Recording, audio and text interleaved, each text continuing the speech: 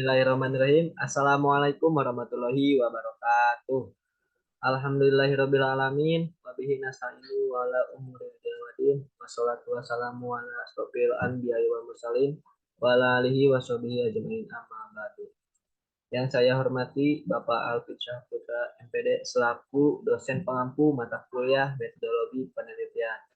Dan yang saya cintai dan saya banggakan yaitu teman-teman unit mata kuliah metodologi penelitian. Dan saya ucapkan terima kasih kepada semua uh, yang telah membantu saya dalam penyusunan proposal ini. Langsung saja di sini saya akan melakukan presentasi yaitu proposal analisis faktor-faktor penghambat belajar membaca permulaan pada siswa kelas 1.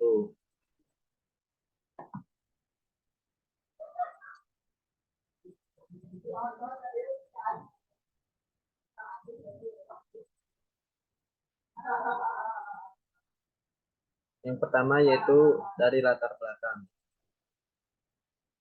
Latar belakang alasan saya memilih judul penelitian ini yaitu karena ada beberapa permasalahan yang saya temukan secara umum dan secara khusus di sekolah. Untuk secara umumnya yaitu membaca di sekolah dasar diajarkan sesuai dengan perbedaan antara kelas rendah dan kelas tinggi. Kelas rendah disebutkan dengan membaca permulaan dan kelas tinggi disebut dengan membaca ke tahap selanjutnya. Bagi siswa sekolah dasar kelas 1, memulai membaca adalah proses paling awal. Siswa akan mendapatkan pemahaman bacaan serta akan mampu memahami isi bacaan pemahaman dengan baik. Pada tingkat kelas rendah, belajar membaca permulaan menjadi kunci utama bagi siswa untuk belajar ke jenjang selanjutnya. Karena dengan membaca bisa mendobrak gudang ilmu pengetahuan yang begitu melimpah, namun tidak jarang masih ada siswa yang memiliki kesulitan belajar membaca permulaan. Kesulitan membaca permulaan merupakan keadaan ketika siswa tidak mampu mengidentifikasi kata sehingga kemampuan membaca yang dimiliki siswa rendah dari rata-rata kemampuan membaca yang telah ditetapkan. Berdasarkan hasil observasi saya di SDN 1 Kebun Lama terdapat masalah dalam pembelajarannya yaitu di kelas 1 yang masih siswanya mengalami kesulitan belajar membaca permulaan. Dari jumlah 12 siswa terdapat 5 siswa yang mengalami kesulitan membaca permulaan, yaitu pada aspek kemampuan siswa dalam mengenal huruf-huruf konsonan dan vokal, menyusun abjad menjadi kata, dan menyusun kata menjadi kalimat. Jadi inilah yang melatar belakangi saya memilih judul penelitian ini, yaitu analisis faktor-faktor penghambat belajar membaca permulaan pada siswa kelas 1 SDN 1 Kebun Lama. Yang selanjutnya yaitu rumusan masalah. Berdasarkan latar belakang yang telah ada, maka rumusan masalahnya yaitu faktor-faktor apa saja yang menjadi penghambat belajar membaca permulaan pada siswa kelas 1 SDN 1 Kebun Lama.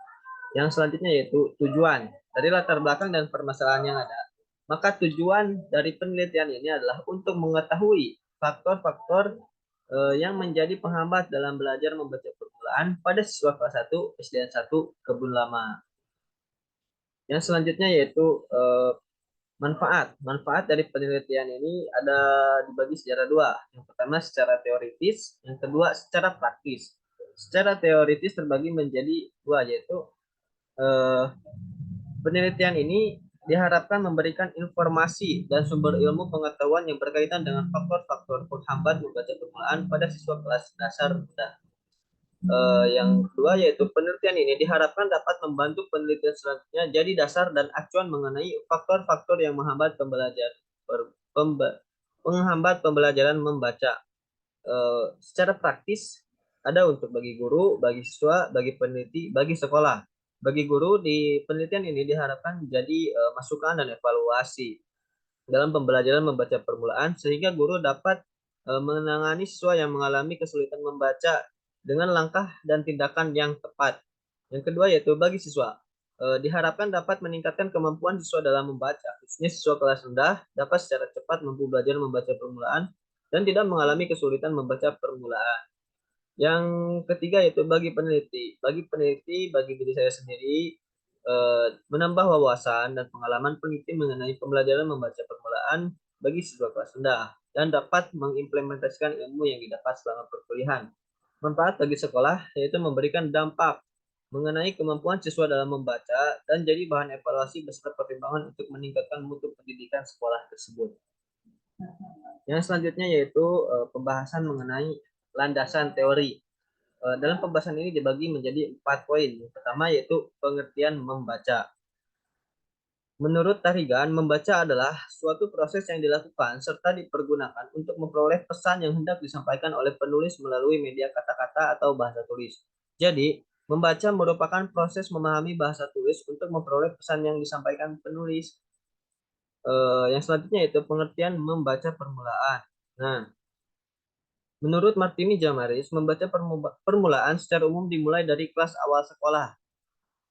Dari kelas awal sekolah dasar di Taman Tangat-Tangat, paling lambat pada anak duduk di kelas 2 sekolah dasar. Anak mulai mempelajari kosakata dan dalam waktu yang bersamaan ia belajar membaca dan menuliskan kosakata tersebut. Yang selanjutnya yaitu faktor-faktor penghambat membaca permulaan. Menurut Pramesti, faktor-faktor penghambat membaca permulaan yaitu ada faktor intelektual, faktor lingkungan keluarga, faktor motivasi, dan faktor minat. Faktor intelektual mencakup kecerdasan anak, yaitu kemampuan siswa yang rendah dibandingkan dengan teman-teman sekelasnya, sehingga siswa tersebut lambat dalam membaca dan mengalami kesulitan dalam kegiatan pembelajaran. Untuk faktor lingkungan keluarga, ini menjadi salah satu faktor yang emang bisa dikatakan utama ya, yaitu dapat mempengaruhi kemampuan siswa membaca siswa, mencakup latar belakang dan pengalaman siswa yang kurang. Siswa sangat perlu keteladanan membaca. Jadi faktor keluarga ini bisa berasal dari kebiasaan keluarga yang tidak mendidik anak untuk belajar membaca dari sejak dini sebelum masuk SD dan terlalu memanjakan anak atau pengaruh dari ekonomi keluarga. Yang selanjutnya yaitu faktor motivasi. Kurangnya motivasi dari pihak orang tua siswa juga mempengaruhi siswa. Jadi tanpa adanya motivasi atau dorongan dari luar, dari siswa tersebut juga akan mengalami kurangnya minat. Nah, ini masuk ke dalam faktor minat. Rendahnya minat membaca siswa menyebabkan keberhasilan anak dalam membaca sulit tercapai. Jadi jika tanpa ada minat, tanpa ada niat dari diri sendiri si anak, jadi apa yang dia ingin capai untuk bisa membaca itu akan agak lambat seperti itu. Udah halnya dengan pendapat Rizkyana, faktor-faktor yang menyebabkan penghambat membaca permulaan itu dibagi dua. Ada faktor internal dan faktor eksternal. Untuk faktor internal yaitu ada faktor jasmani dan ada faktor psikologis. Faktor jasmani ya terdiri dari faktor kesehatan.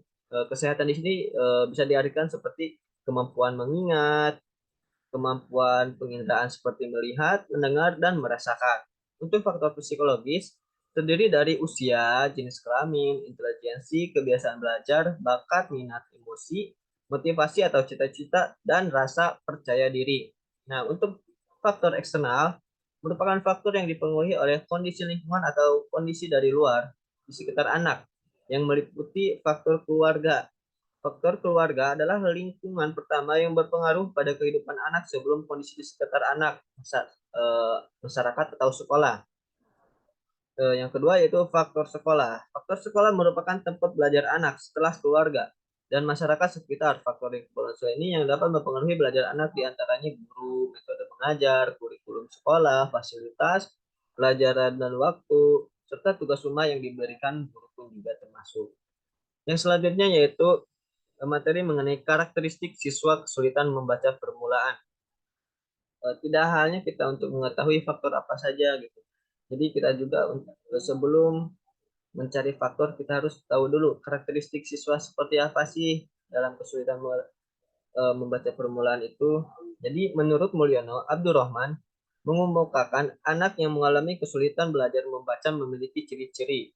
Di antaranya yaitu memiliki kekurangan dalam diskriminasi penglihatan, tidak mampu menganalisis kata menjadi huruf-huruf, memiliki kekurangan dalam memori visual, memiliki kekurangan dalam melakukan diskriminasi auditoris, tidak mampu memahami sumber bunyi, kurang mampu mengintegrasikan penglihatan dan pendengaran, kesulitan dalam mempelajari asosiasi simbol-simbol irregular, kesulitan dalam mengurutkan kata-kata dan huruf, membaca kata demi kata, yang memiliki kemampuan dalam berpikir konseptual.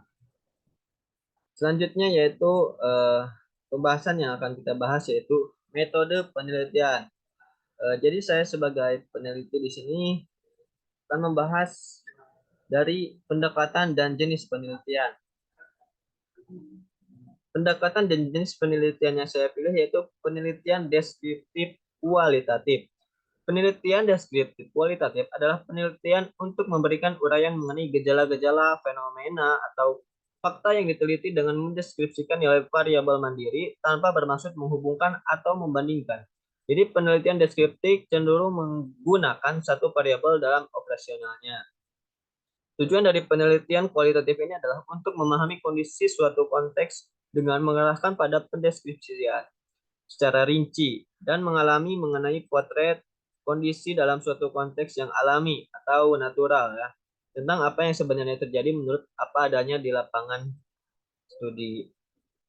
Jadi metode penelitian ini dipilih karena disesuaikan dengan pokok permasalahan yang akan diteliti, yaitu untuk mendapatkan data dan informasi dalam mendukung penelitian ini yang berupa analisis faktor-faktor penghambat belajar membaca permulaan. Selanjutnya yaitu sumber data. Sumber data yang saya pilih yaitu dibagi dalam dua kategori yaitu data primer dan data sekunder. Nah, untuk data primer sendiri yaitu saya memilih salah satu guru dari wali kelas 1 SDN 1 Kebun Lama. Terus 5 siswa kelas 1 SDN 1 Kebun Lama yang mengalami kesulitan membaca permulaan dan 5 orang tua wali kelas dari orang tua siswa yang mengalami kesulitan membaca permulaan. Itu dengan cara wawancara, observasi, dan eh, sebagainya ya. Yang selanjutnya itu data sekunder. Nah, untuk data sekunder ini menjadi data tambahan yang diambil tidak secara langsung di lapangan, melainkan dari sumber yang sudah dibuat orang lain, misalnya buku, dokumen, artikel, jurnal, foto, dan statistik. Sumber data sekunder dapat digunakan dalam penelitian dalam fungsinya sebagai sumber data pelengkap ataupun yang utama bila tidak tersedia narasumber dalam fungsinya sebagai sumber data primer. Seperti itu. Untuk teknik pengumpulan data yang saya pilih yaitu ada tiga. Yang pertama wawancara, observasi, dan dokumentasi. Nah, untuk wawancara sendiri saya ini memilih teknik wawancara secara mendalam ya. Wawancara mendalam merupakan teknik penggalian data yang utama yang sangat memungkinkan peneliti untuk mendapatkan data yang sebanyak-banyaknya, yang lengkap dan mendalam. Teknik wawancara yang pertanyaan dalam wawancara mendalam pada umumnya disampaikan secara spontanitas. Hubungan antara pewawancara dan yang diwawancarai adalah hubungan yang dibangun dalam suasana biasa, sehingga pembicaraan berlangsung sebagaimana percakapan sehari-hari. Jadi, teknik wawancara mendalam ini tidak berstruktur secara formal, tidak berstruktur eh, secara rinci, tapi dilakukan secara perlahan-lahan, perlahan-lahan, secara biasa pendekatan. Jadi tetap tetap ada pertanyaan yang memang ditujukan untuk mendapatkan data. Cuman dalam sistemnya itu tidak dilakukan secara formal. Selanjutnya yaitu observasi. Nah, observasi yang dilakukan dalam penelitian adalah mengenai faktor penghambat. Faktor penghambat belajar membaca permulaan siswa kelas 1 SDN 1 Kebun Lama. Dengan pengamatan langsung di lapangan, peneliti dapat mengetahui kesulitan yang dialami siswa dan faktor-faktor penghambat membaca permulaan di kelas rendah, yaitu kelas 1 SDN 1 Kebun Lama. Observasi yang akan dilakukan peneliti dengan beberapa tahap. Berdasarkan pendapat menurut Nugraha, observasi dalam penelitian kualitatif dilakukan dengan berbagai tahapan. Di antaranya itu pengamatan deskriptif. Yang pertama pengamatan deskriptif. Jadi pengamatan deskriptif ini pengamatan yang dilaksanakan pada tahap eksplorasi secara umum. Pada tahap ini peneliti melakukan pengamatan terhadap sebanyak mungkin elemen situasi sosial yang diamati untuk mendapatkan gambaran umum.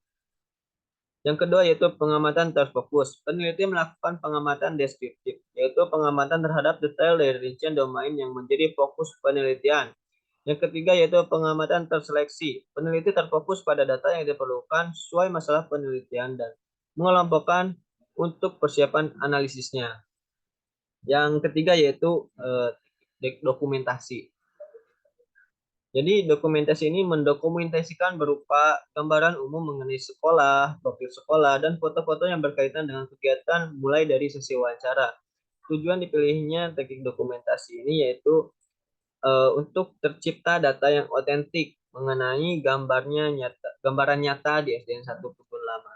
Selain itu juga untuk memperkuat suatu bukti yang telah penelitian yang telah dilakukan.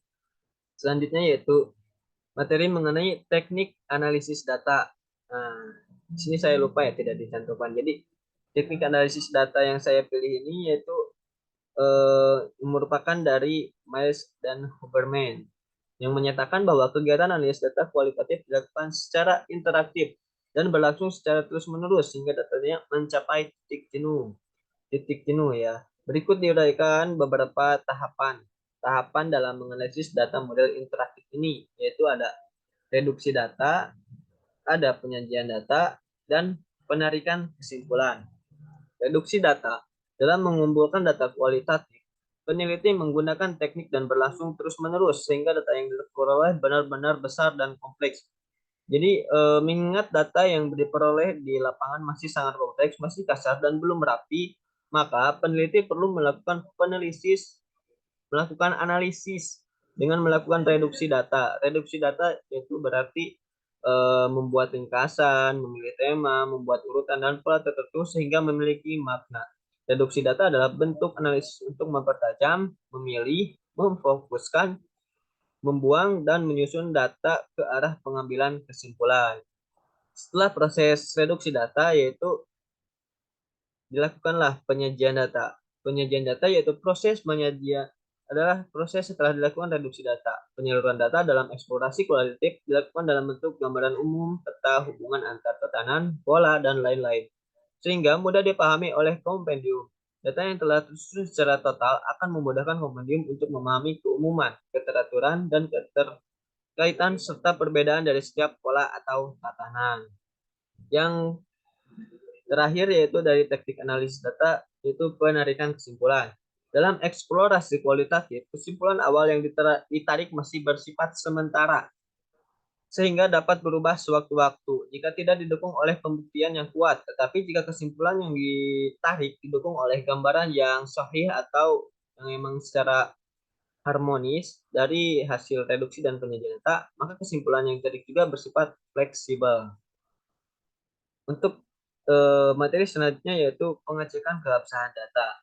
Peneliti sendiri memilih teknik triangulasi, yaitu memilih teknik triangulasi. Nah, teknik triangulasi ini ada 3.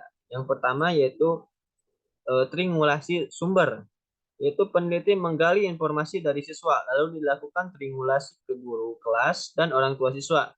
Lalu data dari sumber tersebut kemudian dideskripsikan dan dikategorikan antara yang memiliki pandangan berbeda dan pandangan yang lebih rinci.